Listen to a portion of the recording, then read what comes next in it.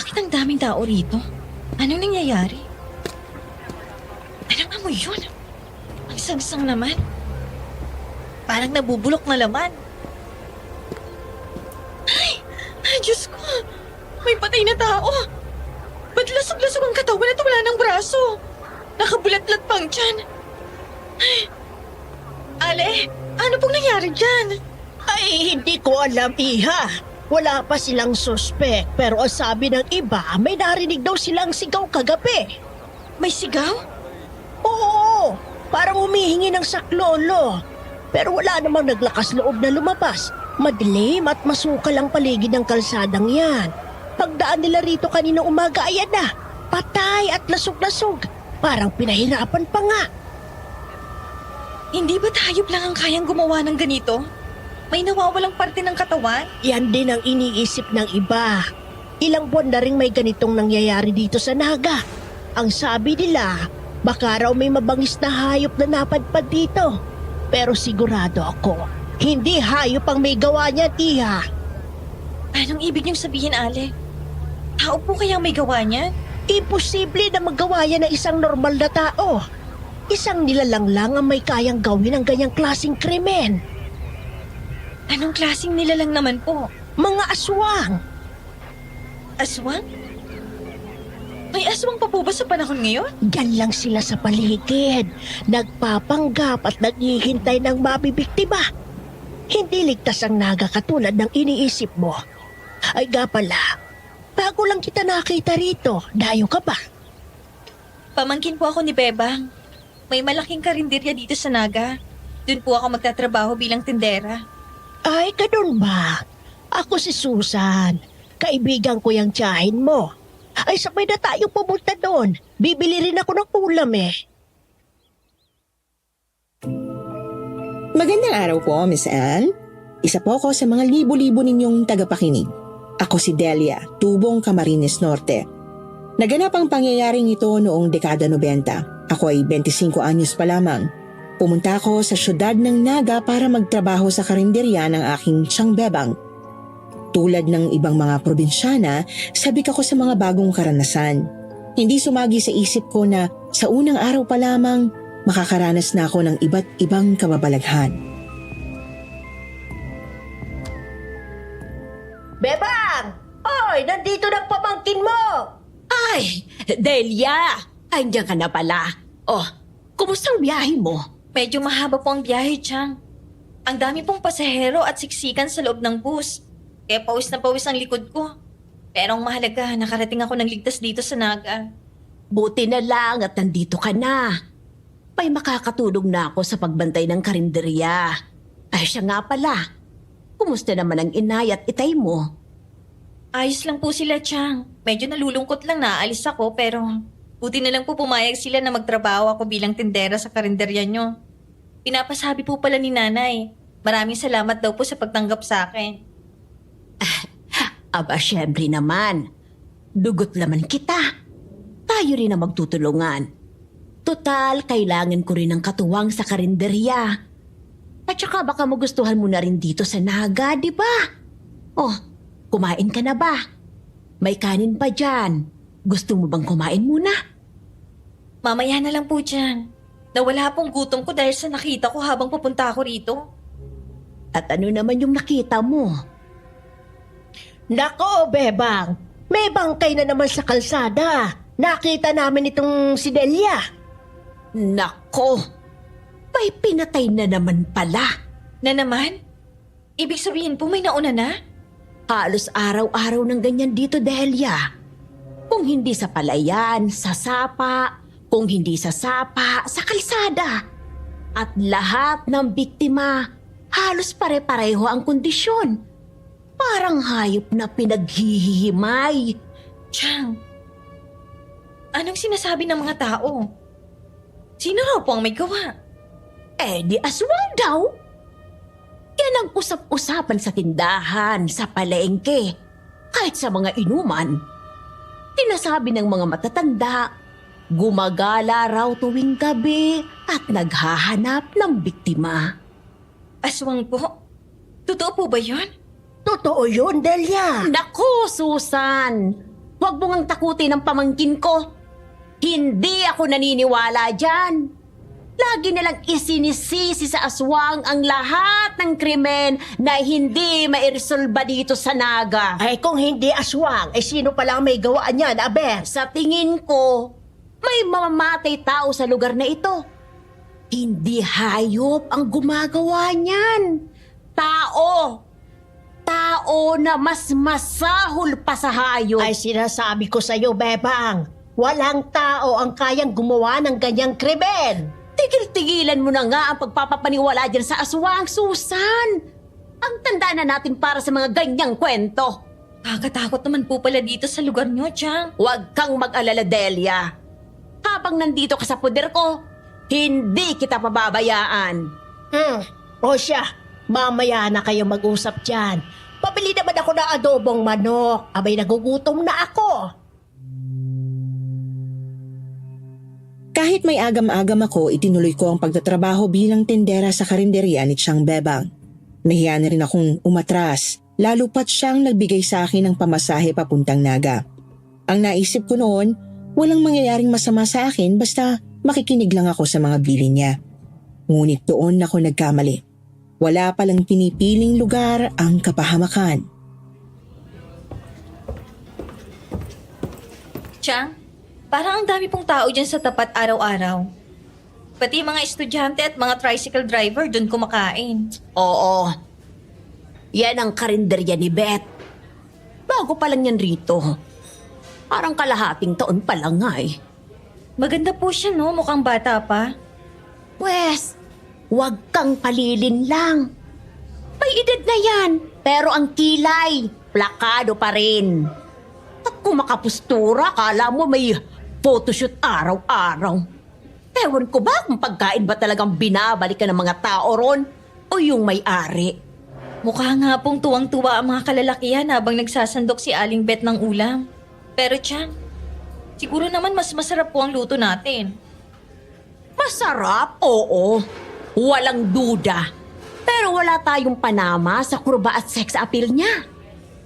Tayo dito, trabaho lang. Maawis at pagod ang puhunan. Kaya kung gusto nating makabawi, umpisahan natin sa maayos na serbisyo at disiplina. Magandang umaga po, Aling Bebang. Nako po, Aling Bebang, habang tumatagal, lalo kang bumabata. Parang hindi ka tumatanda. Hoy! Tigilan mo nga ako, Buboy. Gusto mo lang makalibre ng ulam dyan eh. Gaya ng dati. Alam ko na yung style mo. Aba, hindi naman palaging libre. Minsan may bayad din. Minsan lang talaga may kasamang papuri. Papuri raw. Pero ang lagkit ng tingin mo kanina sa ulam, hindi sa akin. Aling Bebang, ilalagay ko na po itong sako ng bigas sa likod, gaya ng dati. Ay, oo, salamat Lando. Ang bigat yan eh. Eh baka mabali ang likod mo. Pero alam ko namang sanay ka naman dyan. Sanay na po ako.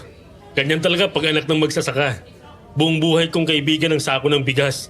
Ay, Aling Bebang, may bago po pala kayong kasama rito. Ay, oo. Pamangkin ko. Kararating lang mula sa probinsya. Si Delia.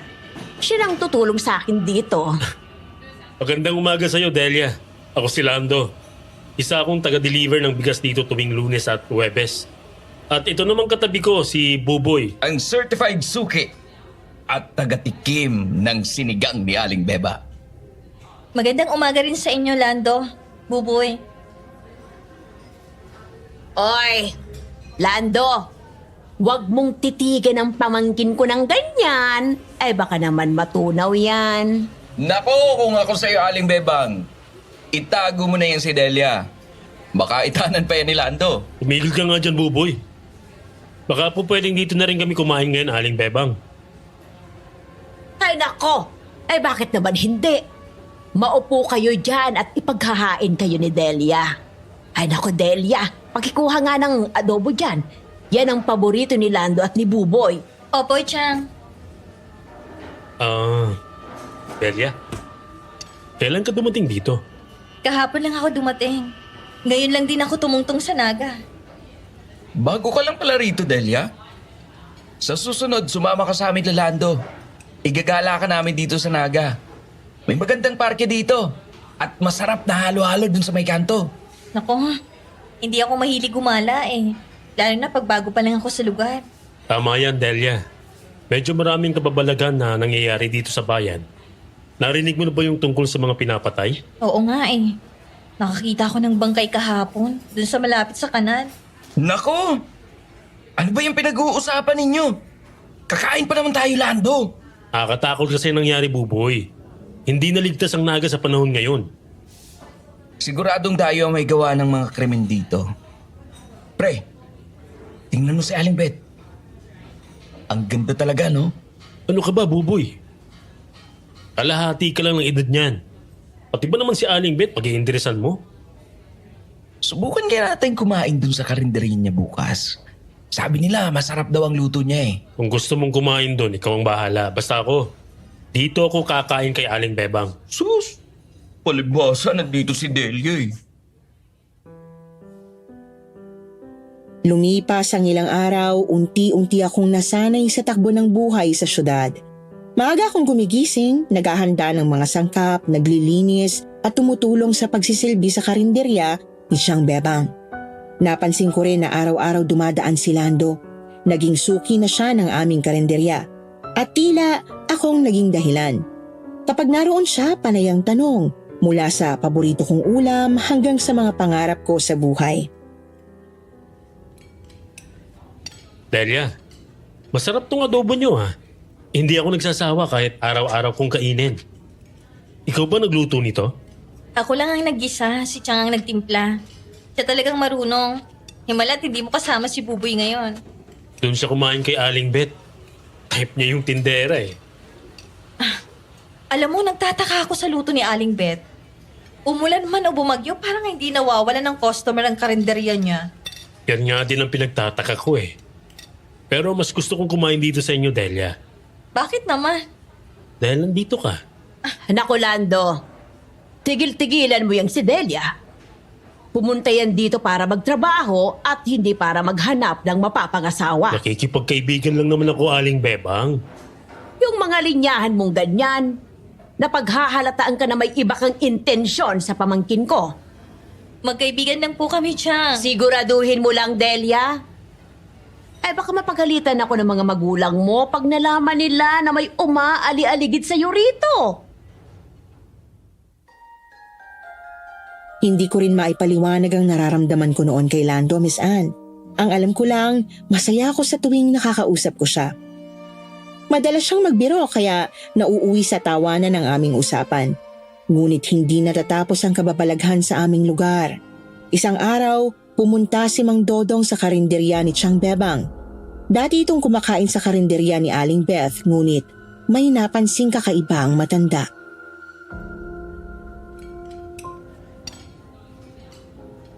Magandang hapon po, Mang Dodong. Upo po kayo. Ano pong gusto niyong kainin? Magandang hapon din niya. Adobong manok at munggong arian. At saka sabaw, kung may mainit pa. Abay, meron po. Isasandok ko lang, saglit lang po. Eto, Mang Dodong, oh. Mainit pa po ito. Oh, Dodong, mukhang naligaw ka rito sa karinderya ko. Di ba't doon ka madalas kumain kay Beth? Oo, Bebang. Noong una, doon ako kumakain.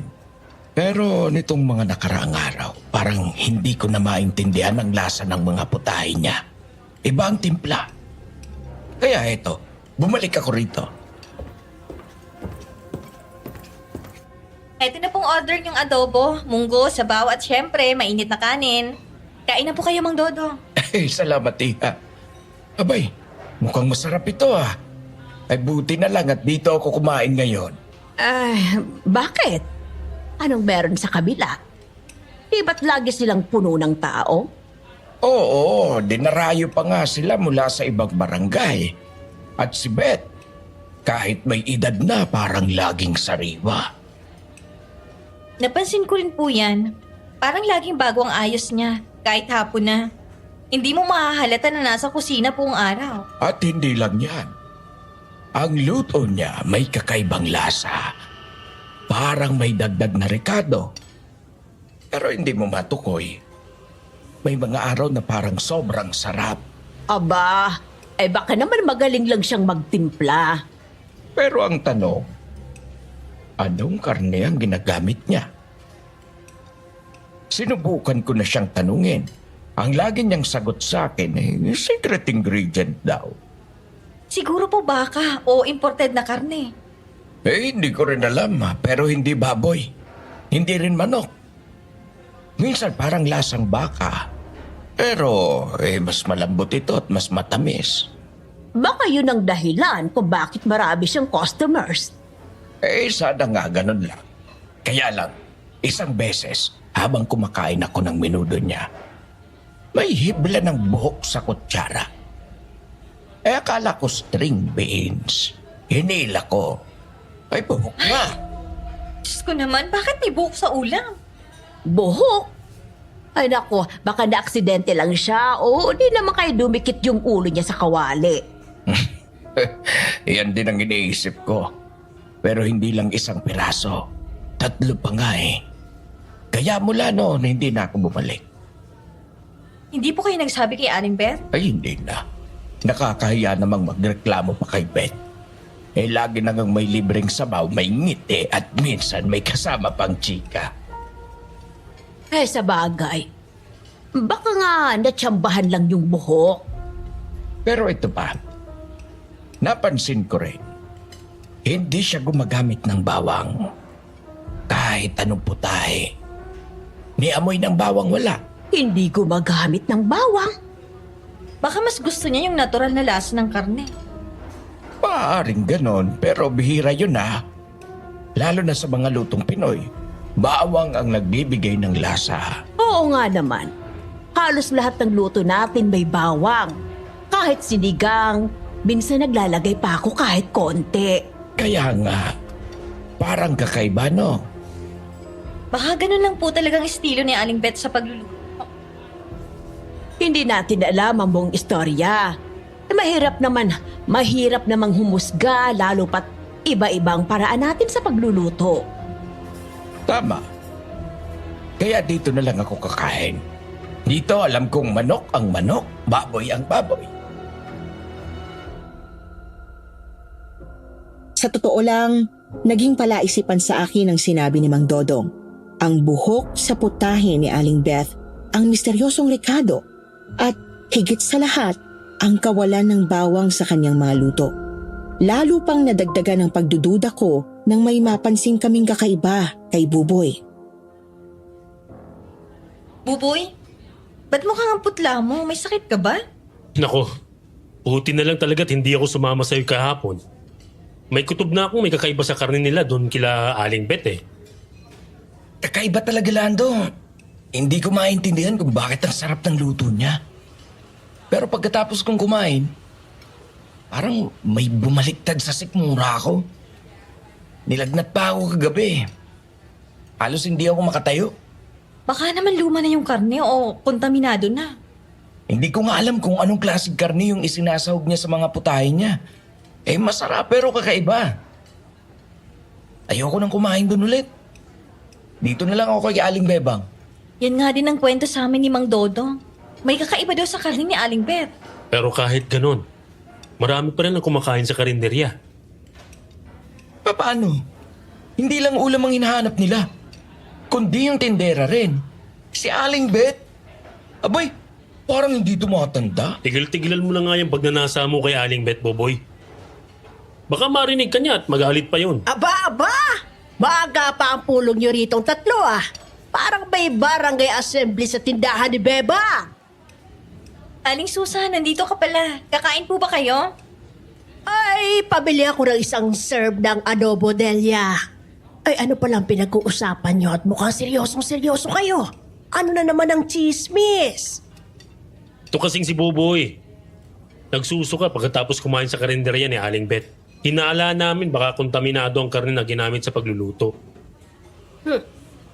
Nako, kayong dalawa, huwag kayong kakain dyan. Hindi nyo ba alam ang chismis tungkol dyan kay Beth? Anong chismis naman yun, Aling Susan? Aba, marami nagsasabi na aswang daw yan. Simula nung pumunta siya rito sa Naga, nagsimula na rin ang pagkalat ng mga bangkay. Naku naman, Aling Susan. Lahat na lang sa'yo aswang. Si Mang Lito, aswang. Si Mang Edgar, aswang. Ngayon si Aling Beth din. Mga aswang naman talaga sila. Ano ba yan? Pati kami ni Lando, baka matawag nyo ng aswang. Para kayong si Lola Basyang na horror edition. Ay, huwag mo akong ginaganyan, Boboy. Ang tanda ko na sa mundong ito. Mas marami na akong nakita kaysa sa'yo. Tama na yan, Buboy. Respeto naman kay Aling Susan. Halika, tumalis na tayo. Nabagabag ako sa sinabi ni Aling Susan na aswang daw si Aling Beth. Pero napakahirap paniwalaan dahil sa ganda at amo ng mukha ng tindera. Dahil na rin sa pagiging abala, nawala rin ito sa isip ko. At isa pa, may mabigat na problema na kailangan naming harapin ni Tiang Bebang, ang pagkalugi ng aming karinderya. Aba, 6 lang ang kumain sa atin ngayong araw, Delia. 6! Hindi na uubos ang adobo natin. Ilang sandok lang ang nabawas. Para pang iniiwasan na tayo ng mga tao. Nakakapanlumo. Parang hindi na nila pinapansin ang niluluto natin eh. Samantalang dati, halos araw-araw, ubos ang kaldereta ko bago mag-alas 2. Kanina po napansin ko lahat ng dumaan diretso sa kabila. Doon kay Aling Beth, may pila pa rin hanggang gabi. Nakakainsulto na talaga, Delia. Parang tayo pang lumalabas na hindi marunong magluto. Nakakalimutan na ata ng mga tao kung gaano kasarap ang sinigang ko. Yung sisig na may lechon, yung minudo na minana ko pa sa nanay ko. Kay Beth na bumibili ang mga tao? Yung bago lang dito sa lugar natin? Yung mga pagkain niya kahit simpleng adobo, parang ang daming gustong kumain. May kakaibang amoy. Parang malasa pero hindi mo matukoy kung ano talagang sangkap. Yan ang kwento sa amin ni Buboy. Kailangan nating malaman kung anong ginagawa niya tuwing gabi, Delia. Po, Gusto kong silipin mo ang karinderya niya mamayang madaling araw. Mga alas 12. Lagi kong napapansin. Kahit sarado na sila, bukas pa rin ang ilaw sa kusina ni Beth. May mga tunog, mga kaluskos. Baka dun niya kinakata yung karne na inilalagay sa mga putahin niya. gusto niyo pong maniktik ako? Hindi mo naman kailangang pasukin ang karinderya niya. Silipin mo lang mula sa likod. Tingnan mo kung anong ginagawa niya. Chang, hindi po ba delikado yun? Mas delikado kung patuloy tayong malulugi. Wala na akong ipon. 1 buwan pa na ganito ang benta, magsasara na tayo. Pag nagsarang karinderya, saan ka pupunta? Uuwi ka na lang ba sa probinsya na bigo? Pero baka mahuli po ako ni Aling Beth. Maging maingat ka lang, Iha. Huwag kang gagawa ng ingay. Bakit po ba kayo biglang naging interesado sa karne niya? Noong 1 linggo, pumunta ako sa palengke. Kinausap ko ang 3 suki kong meat vendor. Alam mo bang sabi nila? Hindi raw nila pinagbebentahan si Beth. Hindi raw siya bumibili sa kanila. Pero po araw-araw may karne siya. Hindi lang konti, ang dami pa. At laging parang bagong katay. Kaya nga, ikaw ang pag-asa ko, Delia. Alamin mo kung saan niya kinukuha ang mga karne. Eto, gamitin mo itong flashlight mamaya. Mula rito, maglakad ka sa gilid ng bahay ni Mang Pilo. Sige po siya. Sigurado ako, kapag nalaman natin ang secret ingredient ni Beth, lalakas na ulit itong karinderya ko. Papalik ng mga customers natin. Sana nga po, Chang. Tandang-tanda ko pa kung gaano katindi ang kaba ko dahil sa pinapagawa sa akin ni Tiang Bebang. Kung maaari lang tumanggi, sana'y ginawa ko na. Ngunit dahil sa awa ko sa kanya, sinunod ko siya kahit labag sa aking kalooban. Araw-araw kong nasaksihan ang pagsusumikap ni Tiang. Kaya naman, kahit takot na takot ako, pinili kong sundin siya. Kaya mo to, Delia. Para sa karinderya. Para kay Chang Bebang. Para hindi masayang ang pagpunta mo rito. Teka, may liwanag pa nga ang loob ng kusina tulad ng sinabi ni Chang. Nakalagay sa malaking bandihado at nakatakip ng puting tela. Mukhang yun ang sikretong rekado. Ayan na si Aling Beth. Ba't niya kaya inaalis ang puting tela sa bandihado? Ang aga niya namang magluto. Teka, karni nga ang laman. Kaso bakit parang balat ng tao? May tattoo pa. Ay, bakit nilalantakan ni Aling Beth ang ilaw na karni na parang ngayop na gutom na gutom? Diyos ko! Ang itsura niya! Ba't ganyan? Saliw ang saliw. Bihira akong makakuha ng ganitong klaseng laman. Malambot, makinis, at may tamang taba. Salamat sa iyo, Arnold. Ang tapang mong lumaban kagabi. Pero ngayon, ikaw ay magiging special of the day. Kalderetang Arnold. Mas masarap pa to kaysa baka. Diyos ko! Kailangan ko nang umalis. Hindi ko makakalimutan ang nakita ko nung gabing yon. Pagharap ni Aling Beth sa ilaw, duguan ang kanyang bibig, pula ang mga matang nanlilisik, mahahaba ang ngipin tulad sa mabangis na hayop. Nakita ko rin ang matutulis na mga kuko niya, pati na rin ang kanyang mahabang dila. Dahil sa takot, tumakbo ko pabalik sa aming karinderya. Delia, anong nangyayari sa'yo? Para kang hinahabol ng multo. Pawis na pawis ka, nanginginig ka pa. Chang, si Aling Beth, hindi siya tao. Nakita ko siya kumakain ng karne. Ilaw na karne, parang may balat pa ng tao. Duguan ang bibig niya, pulang-pula ang mga mata, ang ngipin niya, kasing tulis ng ngipin ng mabangis na hayop. At ang dila niya, katulad sa ahas. Ano ka ba, Delia? Kagigising ko lang, tapos sisimulan mo ang araw ko ng katatakutan. Totoo po, Chang, nakita ko siya. Aswang si Aling Beth. Hala, Delia, ano ba yung pinagsasasabi mo? Tigil-tigilan mo na nga pakikipag-usap niyan kay Susan. Kung ano-ano na tuloy ang pinagsasasabi mo eh. Hindi po ako nagbibiro, Chang. Nakita ko talaga. May kinakain siyang ilaw na karne, may balat ng tao, Chang. May tattoo pa nga eh, Arnold ang pangalan. Delia, iha, baka anto ka lang. Naghalo na siguro sa utak mo ang gutom, takot at imahinasyon.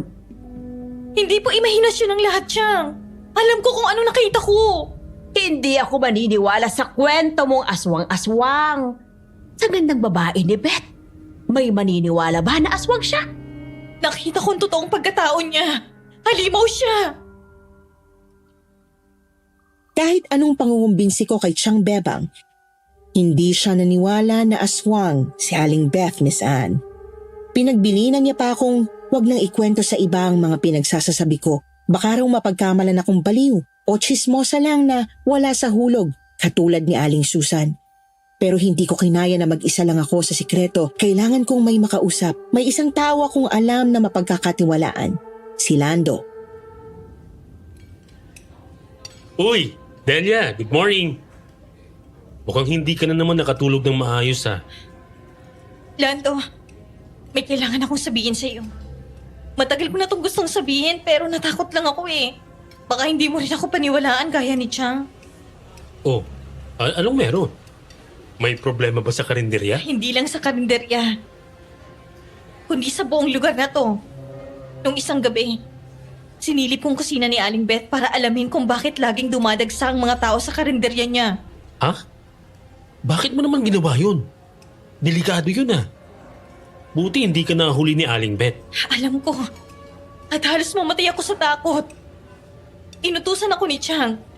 Gusto niyang malaman kung ano talagang secret ingredient ni Aling Beth. Yet, kahit takot ako, sumilip ako sa bintana sa likod ng karinderya niya. At Lando, Diyos ko, hindi ko makakalimutan ang nakita ko. Anong nakita mo, Delia? Nandun si Aling Beth, sa gitna ng dilim ng kusina. May malaking bandihadong nakatakip. Tapos dahan-dahan niyang inalis ang tela. At dun ko nakita hilaw na karne. Pero hindi ordinaryong karne nilantakan niya. May balat at may tattoo pa. Ang pagkarinig ko kay Aling Beth, Arnold daw ang pangalan. Gagawin niyang kaldereta. Maliban pa ron, nagbagong mukha ni Aling Beth. Nagmukha siyang halimaw. Arnold? Diyos ko. Si Arnold yung lasenggong nawawala nung nakaraang linggo. Hindi na nakauwi ng bahay nila. Hanggang ngayon pinaghahanap pa rin siya ng pamilya niya. Hindi kaya si Aling Beth ang may kagagawan sa pagkawala ng mga tao rito sa lugar natin? Delia, may sasabihin din ako sa'yo. Hindi ko alam kung paano sasabihin to pero matagal na akong may masamang kutob sa kanya eh. Yun ang dahilan kung bakit ni minsan hindi ako kumain sa karinderya ni Aling Beth. Seryoso ka, Lando? Bakit hindi mo sinabi sa akin noon pa? Di ako sana maniwala nun. Baka ako lang din ang nag-iisip ng masama. Pero ilang buwan nang nakakalipas, mga bandang 2:00 ng madaling araw, pauwi ako galing inuman. Medyo hilo pa ako pero malinaw ang nakita ko. Nadaanan ko ang karinderya niya. May ilaw pa. Nakita ko siya. May dala siyang malaking sako. Ano naman ang laman ng sakong dala-dala niya? Hindi ko alam pero may tumutulo pang dugo. Akala ko nga may tinadtad siyang manok o baka. Pero hindi eh. Parang hindi normal. Ang amoy napakalansa. Hindi gaya ng ordinaryong karne. Kaya nung kwento ni Buboy na kakaibang karne na hinahain ni Aling Beth, mas tumibay ang inala ko. Lando, ibig sabihin, totoo talagang nakita ko. Hindi ako nababaliw.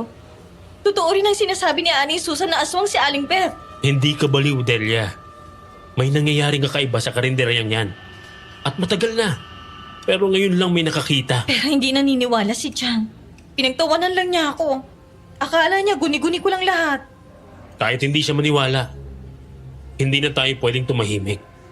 Lalo na kung may kinalaman si Aling Beth sa mga natatagpo ang bangkay dito sa Naga. Hindi malabong mangyari na ang hinahain niyang karne ay karne ng tao. Anong gagawin natin, Lando? Kailangan muna nating masiguro na aswang siya, Delia. Hindi natin siya pwedeng akusahan na walang sapat na ebidensya. Kailangan nating mapatunayan na aswang nga si Aling Beth para malaman natin kung paano siya mapupuksa. Lando, natatakot ako. Huwag ka mag-alala, Delia. Kasama mo ko. Tutulungan kita para maipasaray ang karinderya ni Aling Beth at matigil ang paghahain niya ng karne ng tao dito sa lugar natin. Salamat kung ganun, Lando. May tiwala ako sa'yo. Para mapatunayan na aswang si Aling Beth, nagplano kami ni Lando kung paano namin siya mabubuking. Sa oras na makakuha kami ng ebidensya, ibubunyag namin sa lahat kung sino talaga siya.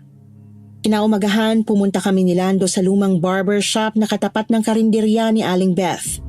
Nagkunwari kaming nagpapahinga sa lilim ng puno habang lihim siyang minamanmanan sa pamamagitan ng malaki at kalawanging salamin na nakasabit sa pader ng shop.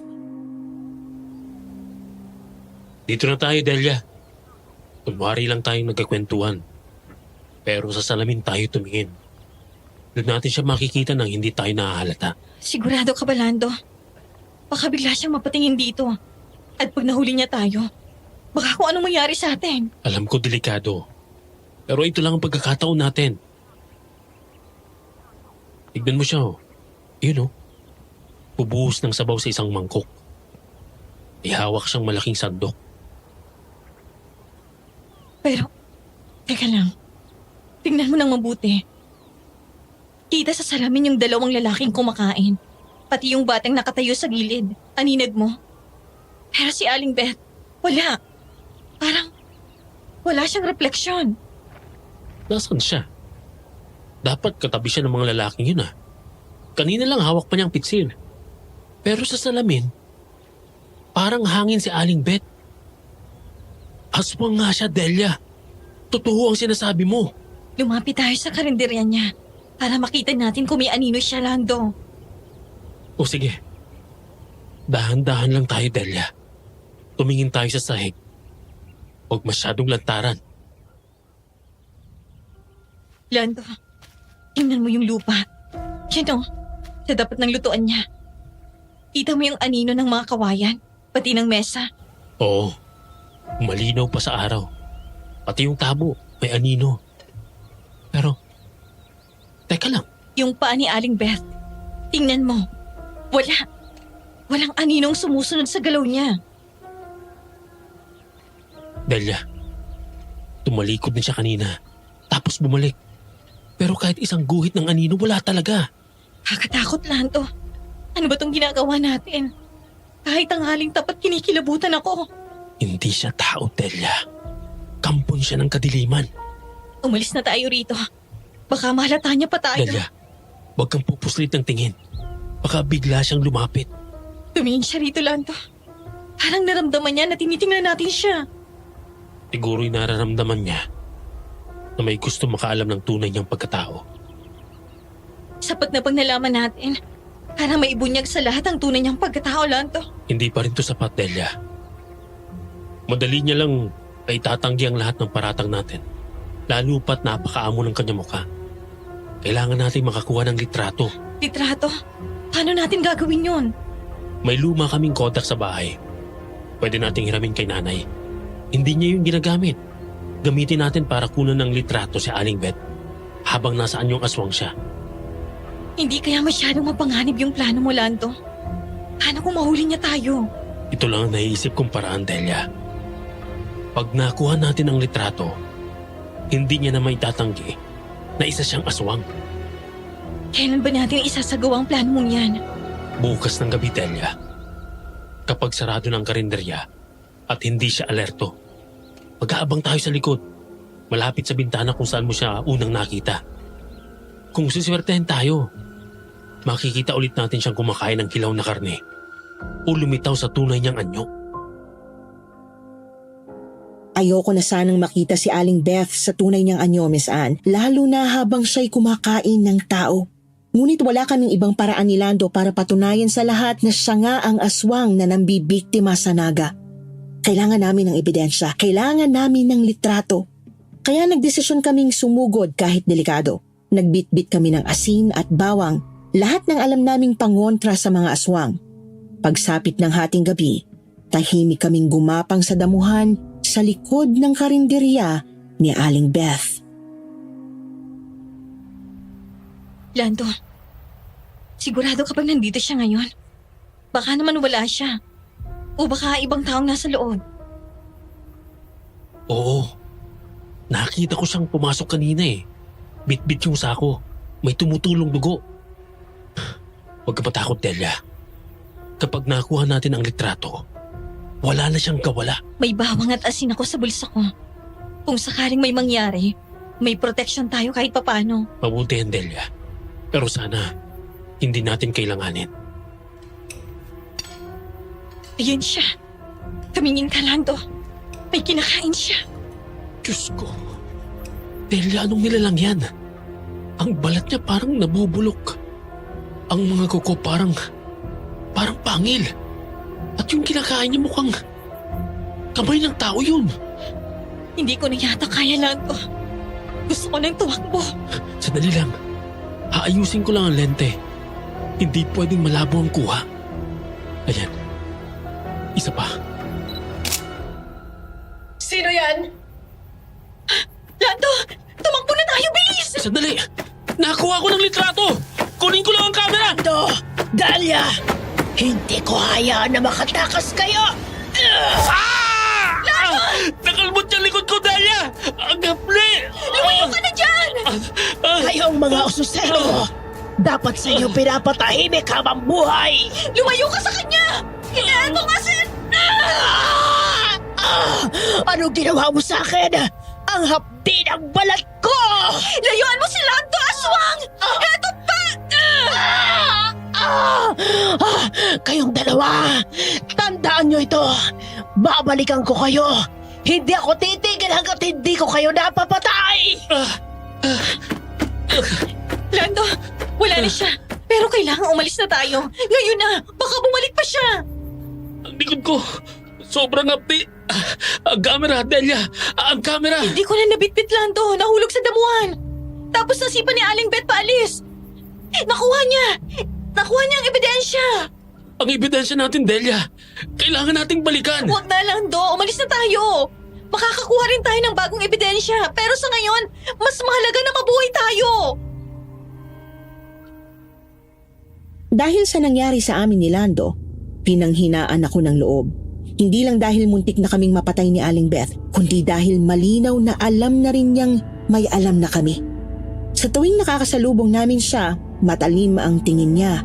Hindi pa rin gumagaling ang sugat ni Lando sa likod. Madalas akong magbantay mag-isa sa karinderya ng tiyan ko habang nagpapahinga siya.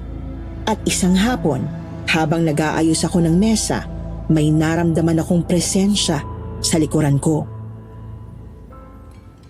Aling Beth, Parang wala pa rin nabawas sa mga ulam niyo, Delia. Aba, nilalangaw ng sinigang. Ngumiti ka naman kasi paminsan-minsan. Baka sakaling may maawa at kumain dito. alam ko ng sikreto mo, Aling Beth.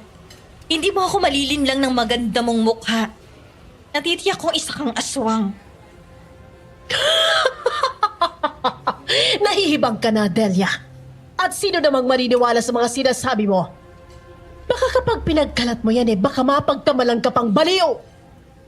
Di ako baliw. Alam ko kung anong nakita ko, Aling Beth.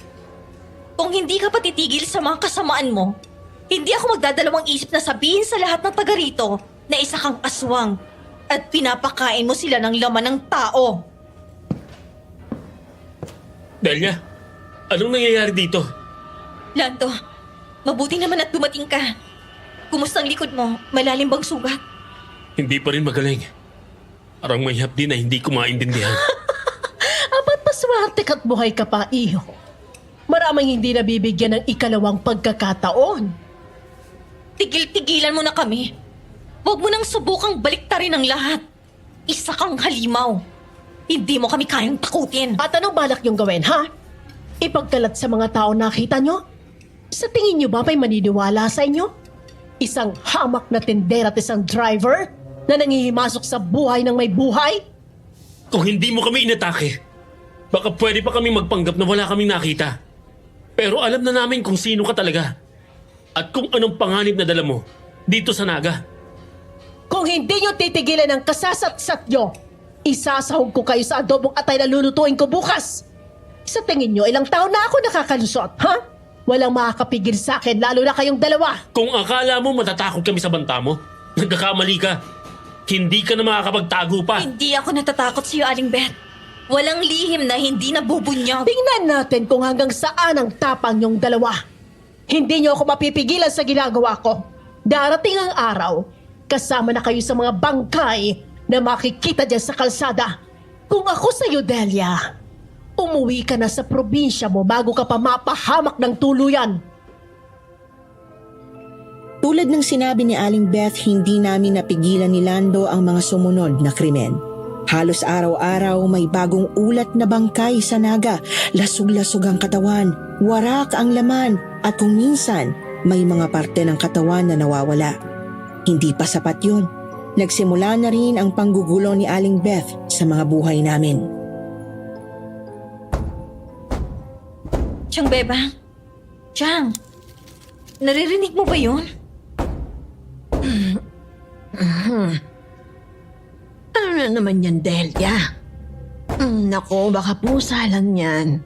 Araw-araw na lang, may kaluskos kang naririnig. Pero Chang, pakinggan mong mabuti. Mabigat ang bawat yapak. Hindi ito tulad ng kaluskos ng pusa. Parang may tao sa bubong natin. Gabi-gabi na lang. Tao? Pero naman ang gagawin ng tao sa bubong ng bahay natin.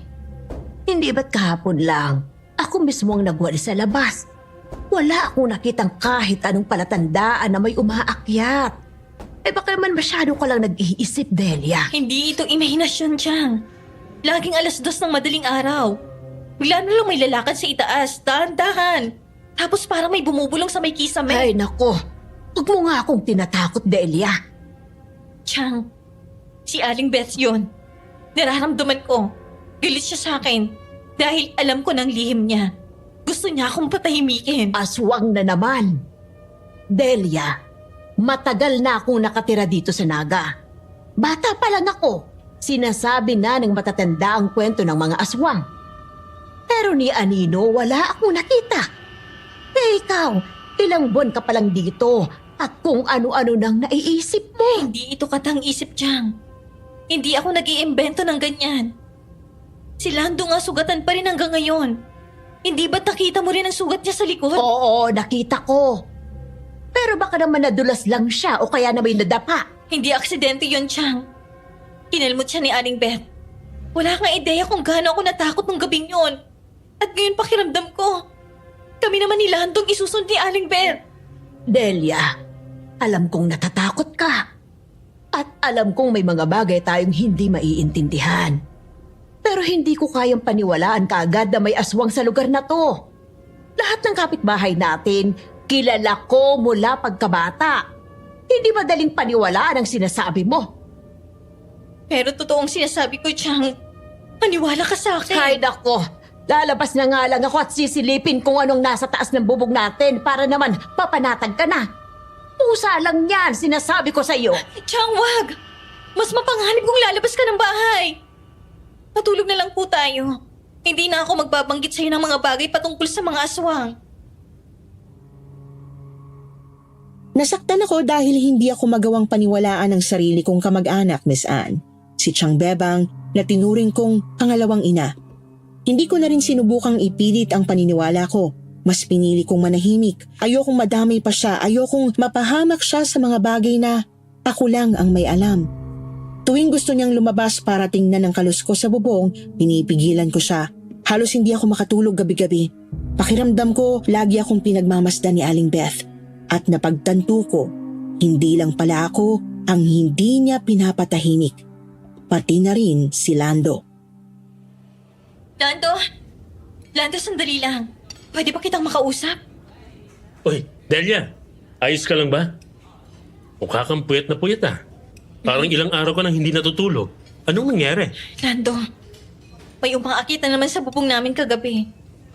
Hindi lang basta ingay ah. Yung parang mabigat na hayop o tao. Narinig ko yung yapak. Yung bawat hakbang. Tapos may tila pagkamot sa bubong. Lando, tuwing madaling araw, ganyan ang nangyayari. Akala ko, ako lang nakakaranas niyan. Ano? Anong ibig mong sabihin? Gabi-gabi rin. May naririnig akong kalusko sa bubong ng kwarto ko. At hindi ito basta lang ingay ng bubong o pusa. Yung parang may gumagapang. Mabigat, mabagal. Minsan 3 beses pa siyang umiikot. Para bang inaalam niya kung gising ako. Akala ko nga nung una, guni-guni ko lang. Pero paulit-ulit. Tuwing madaling araw rin yun nagaganap. Lando, sigurado akong si Aling Beth yun. Ginugulo niya tayo kasi alam natin ang lihim niya. Hindi siya tumitigil kasi alam niyang alam natin. At sa tingin ko, mas lalo siyang nagagalit. Noong isang gabi, nadulas ako sa labas ng bahay habang nagtatapon ng basura. May parang tao akong nakita sa bubong. Akala ko kapitbahay lang. Pero pagtingin ko ulit, wala na. Pero pakiramdam ko, may nakatitig sa akin. Hindi ko alam ang gagawin ko, Lando. Takot na ako. Hindi na ako makatulog, hindi makakain. Kahit si Chang Bebang, hindi ko alam kung ligtas pa siya. Delia, makinig ka. Kailangan nating manatiling kalmado. Hindi tayo pwedeng matakot. Baka yan pang gusto niya. Na unti-unti tayong sirain sa takot. Anong gagawin natin? Tatagan muna natin ang mga loob natin. Hanggang sa makaisip tayo ng paraan kung paano natin wawakasan ang mga ginagawa ni Aling Beth. Simula ng gabing may kumakalusko sa bubong, hindi na ako mapakali. Parang laging may mata sa likod ko. Kaya kinaumagahan, kahit kulang sa tulog, maaga akong bumabangon. Nililinis ko ang harap ng karinderya, umaasang kahit papano gumaan ang pakiramdam ko. Isang araw, akala ko'y magiging pangkaraniwang umaga lang ang haharapin ko. Pero doon ko nakita kung gaano kasama si Aling Beth. Anong amoy ito? Parang dugo. Ano? Ay! Yeah! Ano yan? Anong nangyari? Eh, ba't ka sumisigaw ng ganyan? Chang, tingnan niyo po. Tingnan niyo. May puso po. May pusong iniwan dito sa harap ng karinderya natin. Duguan pa po. Oh, Diyos ko! Bakit may ganyan dito? Saan galing to?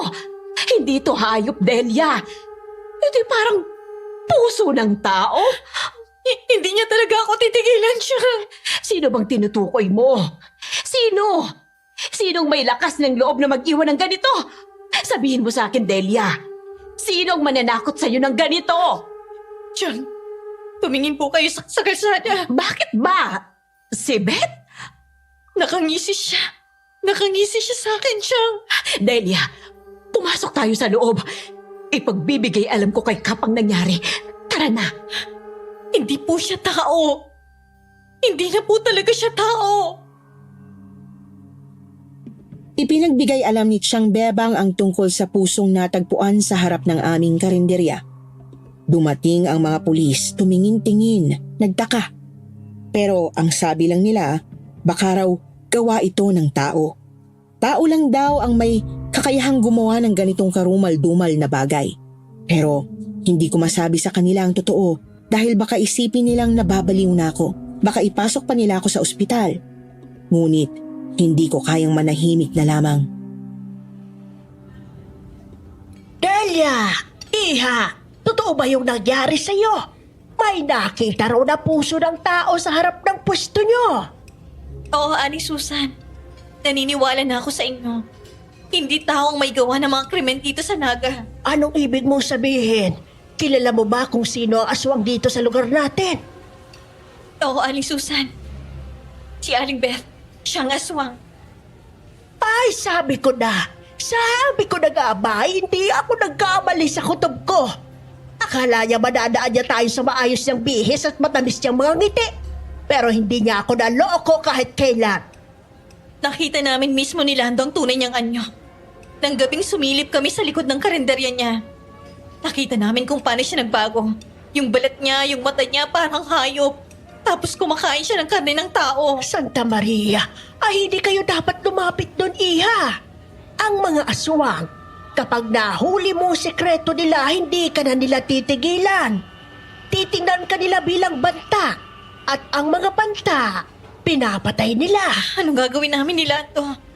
Nasa panganib ang buhay namin, Aling Susan. Hindi kami titigilan ni Aling Beth. Alam ko hindi nyo siya kayang tapatan ng basta-basta. Kaya ga, may pupuntahan tayo bukas. Isama mo si Lando. May kilala akong makakatulong sa atin. Sino naman po? Si Mang Ipe. Albularyo siya sa kabilang barangay. Ay, hindi siya basta manggagamot lang, Delia. Marami na siyang hinarap na nilalang, hindi lang aswang. May kaalaman siya sa mga lumang orasyon, sa panlaban, sa anting-anting. Kung may makakatalo sa lakas ni Beth, siya na yon. Sige po, sasabihan ko po si Lando mamaya pag nakadaan siya rito sa karinderya.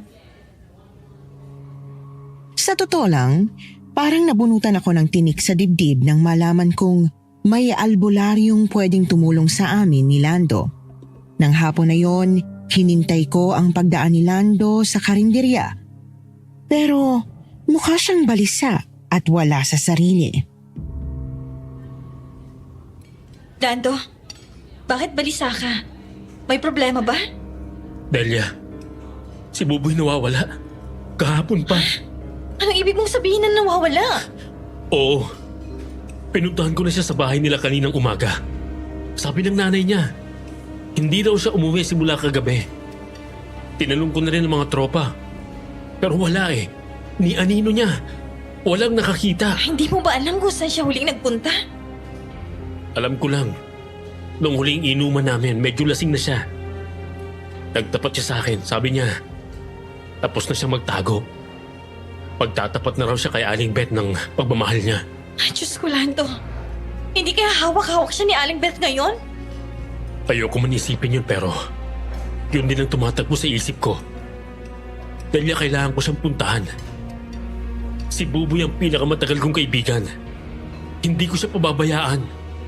Lando, magagabi na. Masyado ng delikado.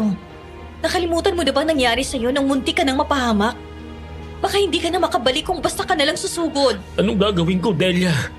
Hahayaan ko na lang bang may mangyaring masama sa kaibigan ko? Kung akong nawala, alam kong gagawin din ni Buboy ang lahat para hanapin ako. Hindi ko sinasabing pabayaan mo siya, Lando. Hihingi tayo ng tulong. Pumunta tayo kay Aling Susan. May kilala siyang albularyo na makakatulong sa atin.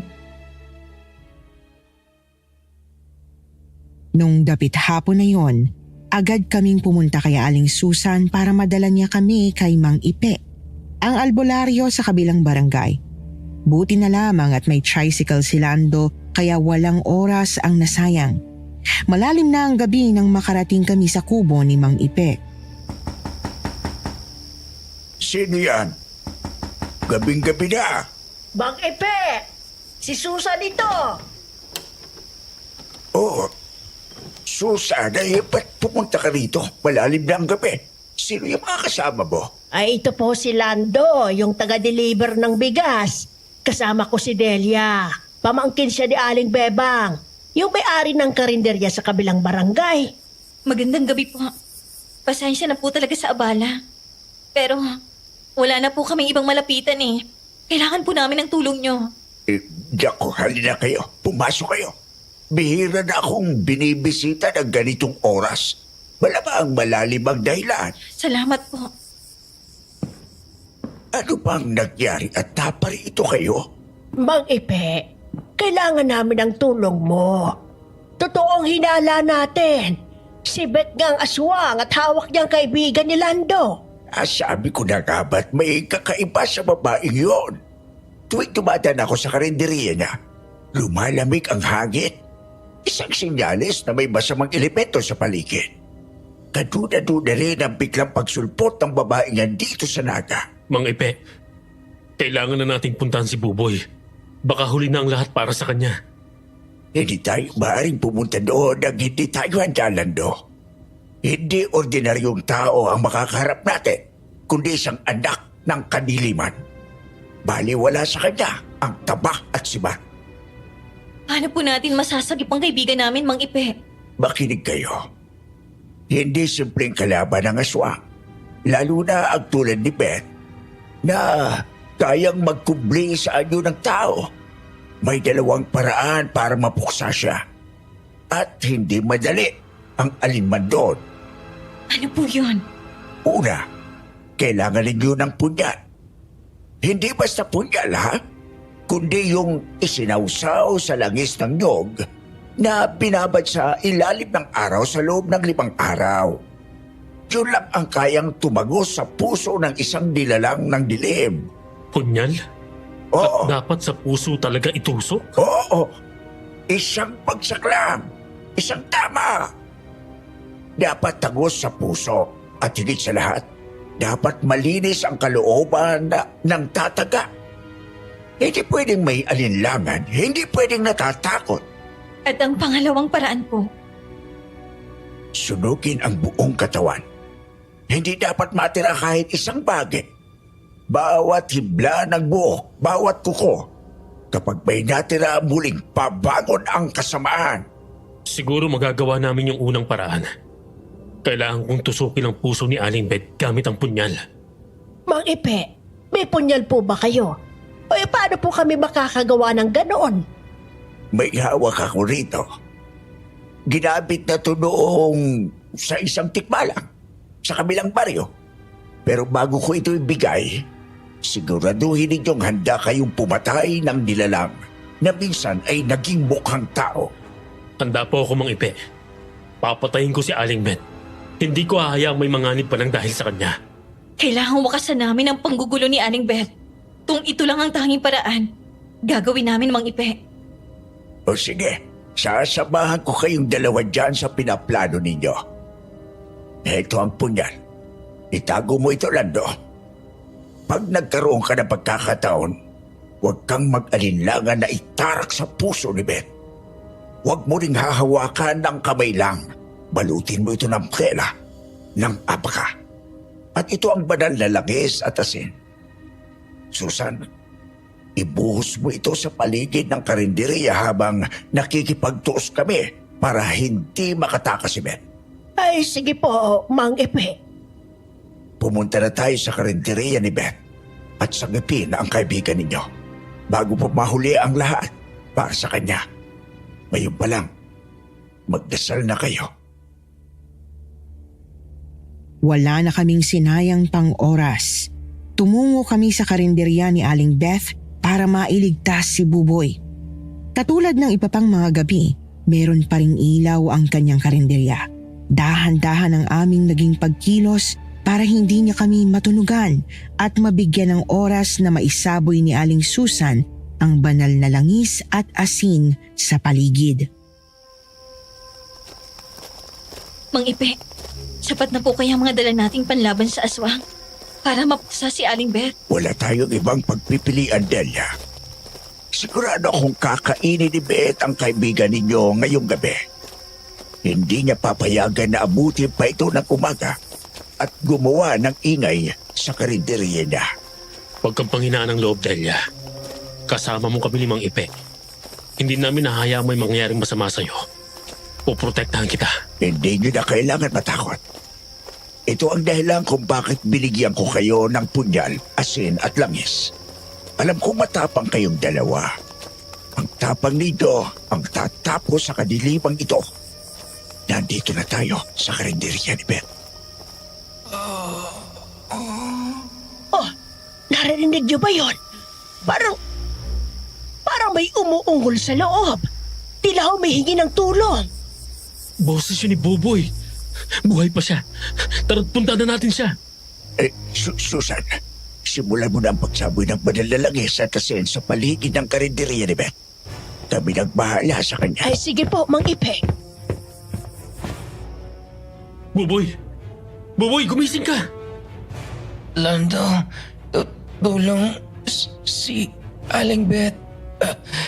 Alimaw siya. Kakainin niya ako. Totoong sinabi ni Aling Susan, may mga buto. Buto sa ilalim ng sahig. Kinain niya na ang iba. Diyos ko, tuguan siya. Pero buhay pa. Dalia, Mang Ipe, tulungan natin siya makalabas. Dali! Dahan-dahan lang, Buboy. Tawakan ng balikat ko. Kaya natin to. Nandito na kami. Akala ko, magkatapusan ka na, Delia. Nakita ko, nagbabago siya. Yung mga mata niya, pulang-pula. Parang hindi siya tao. Pumunta lang sana ako rito para ipagmatang pagmamahal ko sa kanya. Yun pala, palipaw si Aling Beth. Hindi kayo welcome dito! Mga makakapalang mukha! Pakialamero! Bitawan niyo ang hapunan ko! Hindi namin papayagang may mapahamak pa sa lugar na ito, Beth. Panahon na para wakasan ang kasamaan mo rito sa Naga. At tikin niyo ba matatalo niyo ako? Mga hangal! Ang lakas ko'y mula sa daang-daang taon ng gutom at galit! Hindi ako isang simpleng babae! Isa akong aswang! Akala ng lahat mabait kang kusinera. Palaging nakangiti, palaging magalang. Pero sa likod ng ngiti mong yan, isa kang halimaw! Hindi ko kasalanan kung nabighani sila sa akin. Ang mga tao, pagkain lang kayo sa paningin ko! Pagbabayaran mo ang lahat ng kasamaan mo, Beth! Delia! Lumabas na kayo ni Buboy! Kami ng bahala ni Mang Ipe! Mag-iingat kayo, Lando. Babalikan ko kayo kapag ligtas na si Buboy. Noong mga panahong yon parang huminto ang oras. Halos hindi ako makahinga. Nanginginig ang mga kamay ko habang inaalalayan si Buboy palabas ng karinderya ni Aling Beth. Tagumpay ko siyang nailabas kahit na natatakot ako. Bumalik ako sa loob ng karinderya para matulungan ko sina Lando at Mang Ipe. Delia, anong ginagawa mo rito? Ba't ka bumalik? Tumakas na kayo ni Buboy at ni Aling Susan. Bakit mo pa kami binalikan? Hindi kita kayang iwan, Lando. Kung ito ng huling gabi natin, gusto kong kasama ka. Oo, ngayon pa talaga kayo nagdadrama. Ang tamis naman ng pagmamahalan, nakakaiyak. Pero huwag kayong mag-alala. Hindi ko kayo paghihiwalayin. Sabay kong tatapusin ang mga buhay nyo. Lando, iwas! Papunta siya sa'yo! Mabilis siya! Bantayan mo ang mga kuko niya! Tinamaan niya ako sa braso! Mangipe! Ang sakit! Diyos ko! Napakaraming dugo sa braso mo! Walang iya ka talagang aswang ka! Halimaw! Akala mo ba makakaligtas ka pa? Ito ang banal na langis! Ang init! Nasusunog ang balat ko! Anong ginawa mo sa akin? Yan ang kabayaran ng mga kasalanan mo, Beth! Hindi pa ako tapos! Hindi niyo ko kayang patayin! Nila, iabot mo sa akin ang punyal. Bilis! Ito na ang pagkakataon. Ako ang tatapos sa kanya! Mang Ipe! Sandali lang! Nasa likod niyo siya! Iwas kayo! Sa isang iglap tinamaan si Mang Ipe ng isang malakas na hampas mula sa mabangis na kamay ni Aling Beth. Napasadsad ang matandang albularyo sa sementadong pader at bumagsak siya. Halos hindi na siya makatayo dahil sa pinsalang tinamo niya. Kahit hawak ko ang punyal, ang sandatang sinasabi nilang kayang tapusin ang lahat, nanginginig ang mga kamay ko. Hindi ko kayang itarak ang punyal. Hindi ko kayang patayin si Aling Beth. Paano ba yan, Delia? Lahat sila bumagsak na. Ikaw na lang ang natitira. Wala nang tutulong sa'yo. Wala nang magtatanggol. Naamoy ko ang laman mo. Mabango. Sariwa. Malinis. Ikaw ang magiging hapunan ko. Hindi! Hindi ako makakapayag na maging hapunan mo, Aling Beth! Walang hiya ka, babae ka!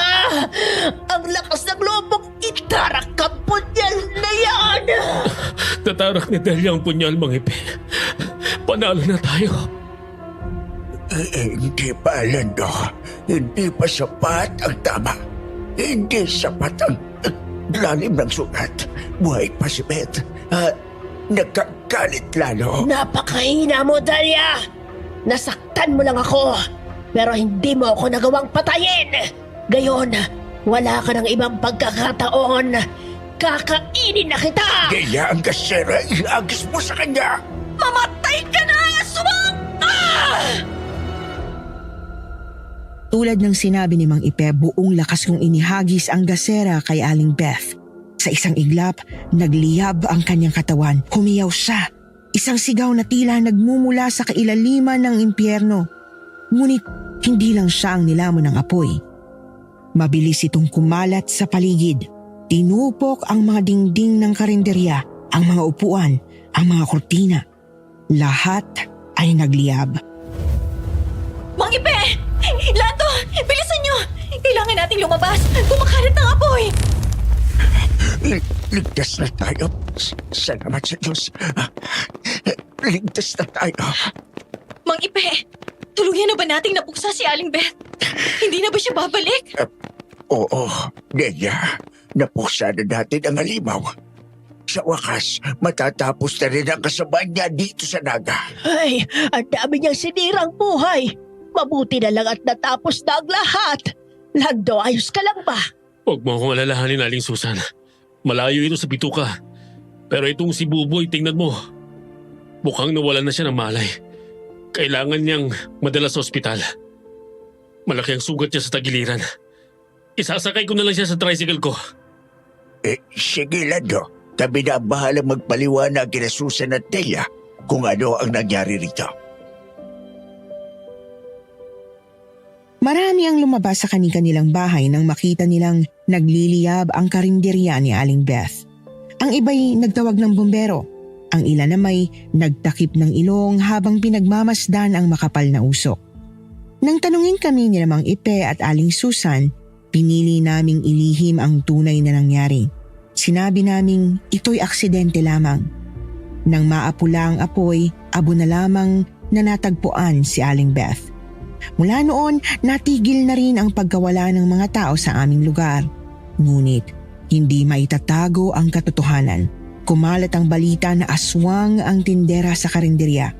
Isa si Buboy sa mga nagpatotoo at marami ang naniwala. Nagdesisyon naman ako na umuwi na sa aming probinsya kasama si Lando. Oh, heto. Dadagdagan ko pa ng sabaw. Libre na yan. Ay nako, nakakatuwa kayong makita ulit mga suki. Hoy, Bebang! Nandito si Delia, oh! Chang, pwede ka bang makausap? Ano yun, Delia? May problema ba? Bala ko po sanang umuwi na sa probinsya. Nako, kung kailan lumakas na ulit ang karinderya natin. Tsaka mo naman ako iiwan. Pasensya na, Chang. Marami lang nangyari rito na gusto ko na sanang makalimutan. Hayaan mo at tutulungan muna kita rito sa karinderya mo, Bebang. Salamat, Susan. Pagpasensyahan niyo na ako kung hindi ko kayo pinaniwalaan. Ang hirap lang kasing tanggapin na may aswang pala talaga. Kung hindi pa nagkwento si Buboy, baka hindi ko pa rin paniwalaan na aswang si Beth. Kahit naman kakumpetensya ko siya sa negosyo, hindi ako nagduda sa tunay niyang pagkatao. Sino nga po bang mag-aakala, di ba?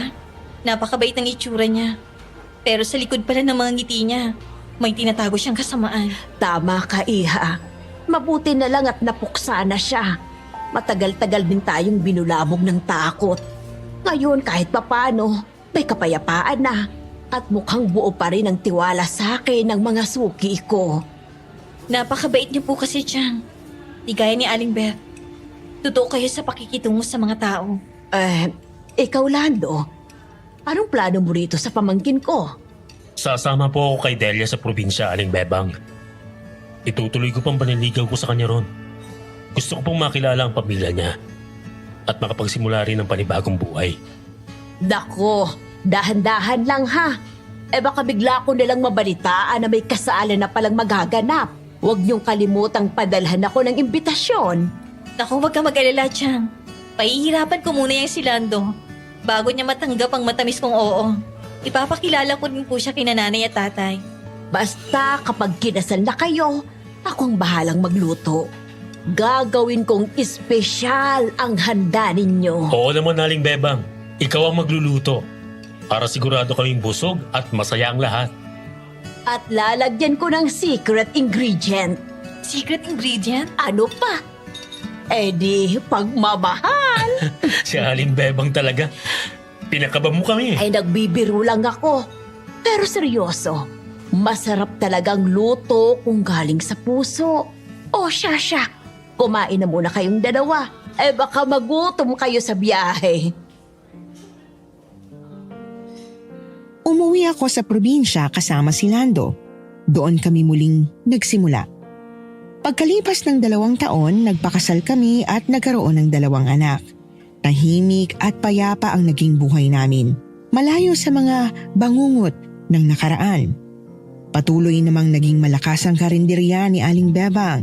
Naging katuwang niya si Aling Susan sa pagbabantay ng karinderya. Sa tuwing bumibisita kami sa kanila, hindi ko maiwasang mapasulyap sa dating pwesto ni Aling Beth. Sa ngayon, nananatili na lamang itong bakanting lote. Wala nang gustong tumira o magtayo roon ng kahit anong negosyo. At si Aling Beth, isa na lang siyang kwento. Paminsan-minsan napag-uusapan pa rin namin ni Lando ang mga nangyari. Ngunit kasabay ng alaala ay ang aral na dala nito. Hindi lahat ng maganda ay mabuti. Maging mapanuri, maging maingat. Kilalanin muna ang tao bago magtiwala. Sana'y may napulot kayong aral sa kwentong ito. Taos-puso akong nagpapasalamat sa inyong pakikinig. Nagmamahal, Delia.